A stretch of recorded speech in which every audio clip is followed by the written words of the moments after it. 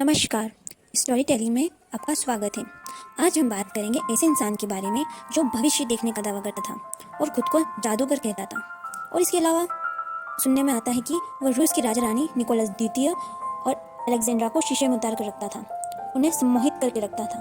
क्या आपको पता है ये जादूगर कौन था? अगर हाँ तो ये बहुत अच्छी बात है, अगर नहीं तो चिंता मत कीजिए दोस्तों, इस वीडियो को अंत तक देखिए, आपको पता चल ही जाएगा कि यह जादूगर कौन था और कैसे वह सबको सम्मोहित करता था। हाँ, तो वह है ग्रिगोरी रास्पुतिन।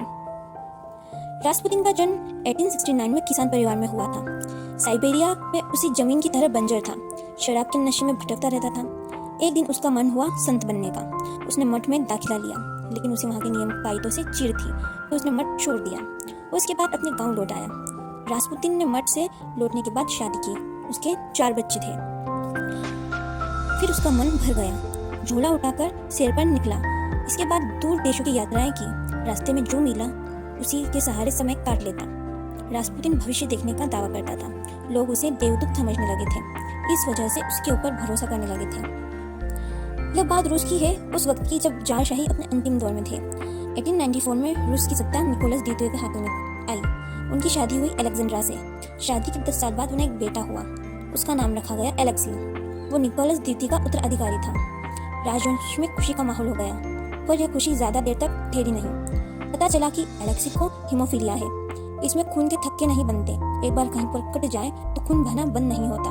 उस दौर में बीमारी लाइलाज थी। रोगियों की औसत उम्र महज 13 साल थी।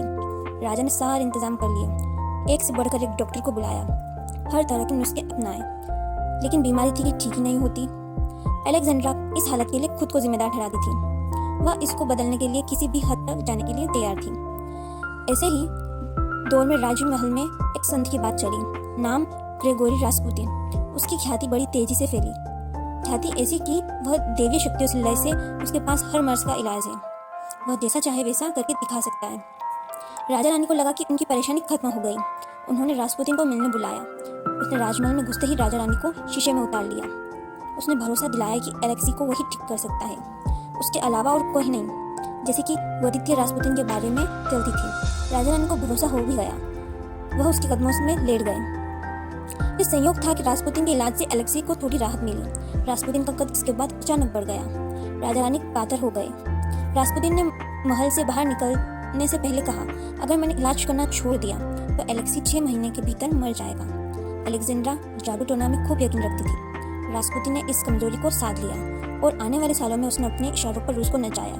वह महल के अंदर सभ्य होने का ढोंग करता, लेकिन बाहर उसकी अय्याशी चलती।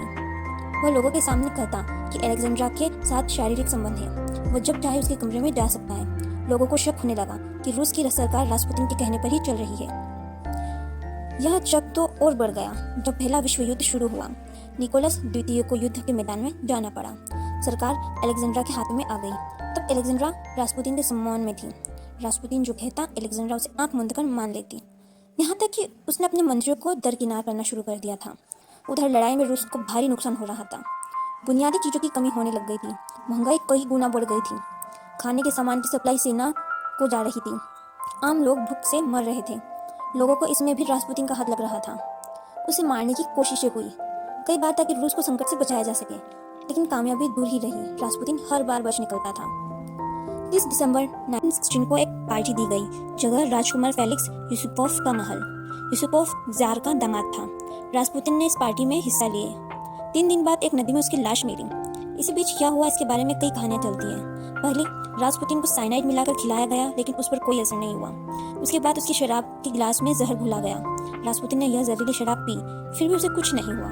अंत में यूसुपोव ने रास्पुतिन के पेट में गोलियां दागी और वह गिरा, फिर उठकर खड़ा हो गया। उसने यूसुपोव के साथ मारपीट भी की। इस बार यूसुपोव ने उसे 2 गोलियां और मारी, फिर उसके शरीर को कपड़े में लपेटकर नदी में फेंक दिया। एक किंवदंती यह भी है कि नदी में फेंकने के बाद भी उसने भागने की कोशिश की थी, हालांकि उसमें वह कामयाब नहीं हो सका। रास्पुतिन का अंत ऐसे ही हुआ। जाते जाते एक भविष्यवाणी का किस्सा उस दौर की बात जब रास्पुतिन का जलवा शुरू ही हुआ था। एक शराब पार्टी चल रही थी। पीने के बाद वह बहक गया। उसने भविष्यवाणी के स्वर में कहा, मेरी मौत के साथ रूसी साम्राज्य का अंत हो जाएगा। आसपास के लोगों ने उसकी बात हंसी में उड़ा दी, पर बात उड़ी नहीं, वहीं जमीन पर चिपक गई। बाद में वह इतिहास के पन्नों में काबिज हो गई। वर्ल्ड वॉर की हुई खराब हालत से जनता ने विद्रोह किया। निकोलस द्वितीय को गद्दी छोड़नी पड़ी। अक्टूबर 1917 में लेनिन के नेतृत्व में एक क्रांति हुई। लेनिन ने निकोलस सहित परिवार को एक कैद में रख दिया। 8 महीने बाद उस घर में हत्यारों का दल घुसा। उन्होंने पूरे परिवार को एक जगह इकट्ठा किया और गोलियां बरसा दी। दारशाही का पूरा नामो निशान मिट गया। रास्पुतिन की बात वाकई ही सच साबित हुई। उसकी मौत के कुछ समय बाद 300 साल पुराना राजवंश खत्म हो चुका था।